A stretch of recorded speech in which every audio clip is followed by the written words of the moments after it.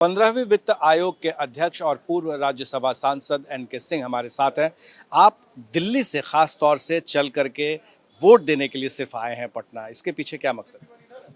कोई मकसद नहीं है। मैं यहाँ वोटर रजिस्टर्ड हूँ। यह मेरा उत्तरदायित्व है कि मैं जहाँ का वोटर हूँ वहाँ जा कर के ही अपना मतदान उसी केंद्र पे करूँ जहाँ मैं पूर्व में करता आया हूँ। ये अभी के जो प्रधानमंत्री हैं नरेंद्र मोदी, ये दावा कर रहे हैं कि 5 ट्रिलियन की इकोनॉमी हो जाएगी और वो कह रहे हैं कि देश जो है हमारा विश्व में नंबर 3 में आ जाएगा। क्या आपको लगता है कि ये संभव है? मेरे जानते संभव ही नहीं है, ये होने जा रहा है। आप जो कल भी आंकड़े निकले हैं वो आश्चर्यजनक हैं। कल के क्या आंकड़े निकले? 20 साल के बाद स्टैंडर्ड एंड पुअर अपनी रेटिंग इंप्रूव कर दी। कल के जो आंकड़े निकले उससे ये सिद्ध होता है कि पूर्व वर्ष हम लोग 7% से ज़्यादा रियल जीडीपी ग्रोथ 7.8% हासिल किए थे। वो आंकड़े क्या कहते हैं?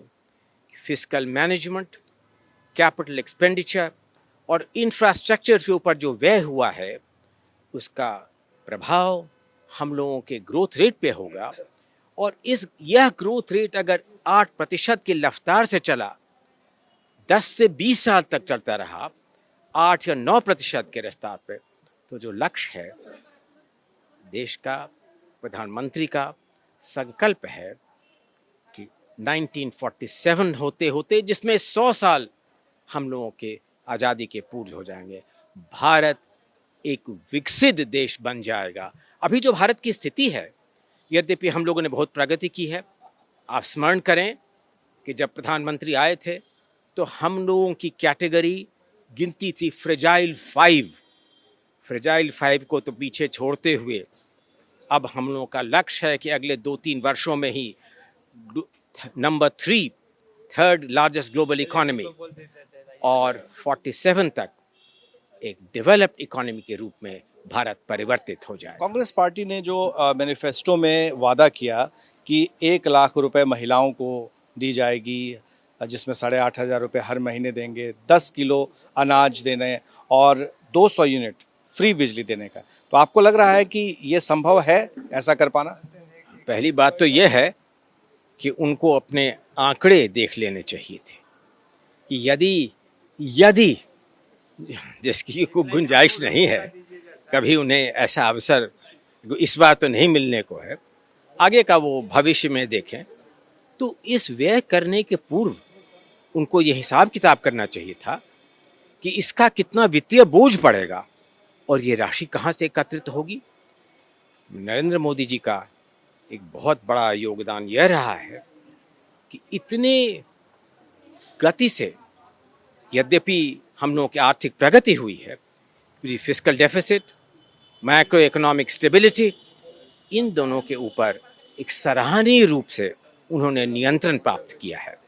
अगर ये जाने देंगे जैसा कि वो आप कह रहे हैं, संकेत कर रहे हैं, तो ये बहुत दुर्भाग्यवश होगा। एक आखिरी सवाल, आपको लग रहा है कि देश में जिस तरह की परिस्थिति पैदा हो रही है, ख़ास तौर से इकोनॉमिक कंडीशन को लेकर के फ्री बीज देने की बात चल रही है, तो क्या उस पर लगाम लगनी चाहिए? आप देखिए, आप फ्री बीज और मेरिट गुड्स दोनों को अलग अलग दृष्टिकोण से देखें।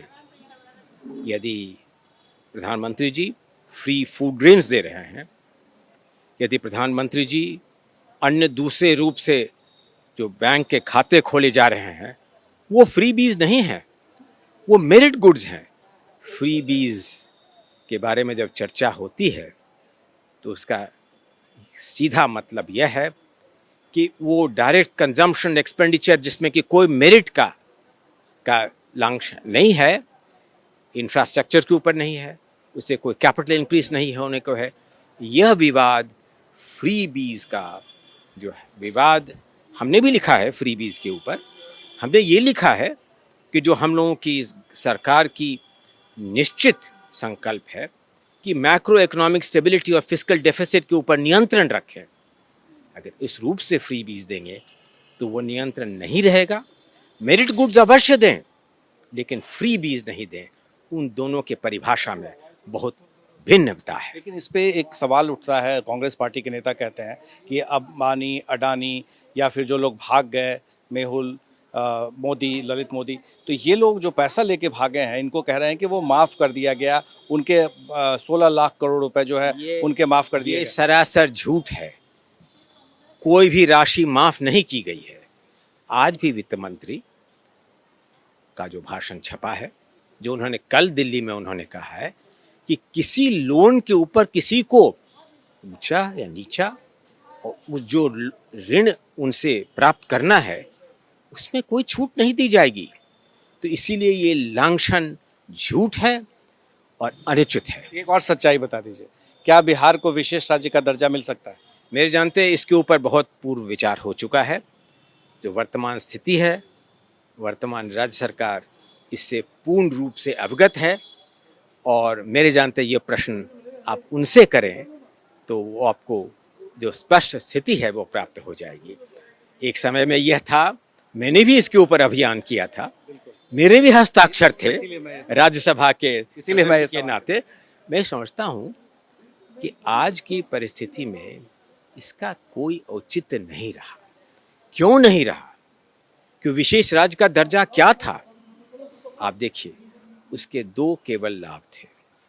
एक लाभ तो ये था कि टैक्सेस के ऊपर कुछ आपको छूट मिलेगी।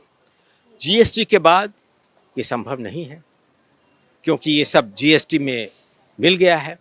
दूसरी बात कि जो इंडस्ट्रियलाइजेशन होती है उसके कुछ समय के लिए क्या कुछ आवश्यक और इंसेंटिव्स दिया जाए, तो इसके ऊपर तो अलग से विचार हो सकता है। विशेष राज्य की स्थिति देने की जो सारी समस्या थी, इसके ऊपर बहुत गहराई से विचार हो गया है। मैंने ही अपने जो अंतरिम रिपोर्ट दिया था 15वें वित्त आयोग का, उसमें हमने स्पष्ट कर दिया कि जो लांछन था कि 14वें वित्त आयोग ने इसके ऊपर रोक लगाया, वह सही नहीं था। यह निर्णय कोई वित्त आयोग का नहीं है, यह निर्णय केंद्र सरकार का है, जिसके औचित्य के बारे में मैंने आपका उल्लेख किया है। और अंतिम बात, अब योजना आयोग नहीं रही, अब योजना आयोग परिवर्तित हो गई है, एक दूसरे रूप में नीति आयोग के रूप में परिवर्तित हो गई है। आप स्मरण करें कि ये सारी कहानी गैडगिल मुखर्जी फार्मूला के संदर्भ, जब योजना आयोग थी तब इसके बारे में परिभाषा थी। अब इस परिवर्तित स्थिति में किस और रूप से बिहार की उन्नति हो, इसकी औद्योगिकरण हो, इसके ऊपर अलग से विचार किया जा सकता है।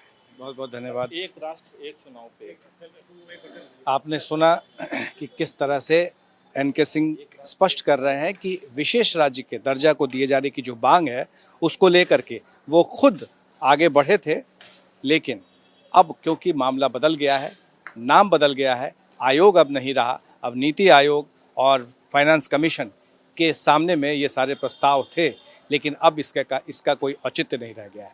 हमारे सहयोगी शैलेश के साथ प्रकाश कुमार, एबीपी न्यूज़, पटना।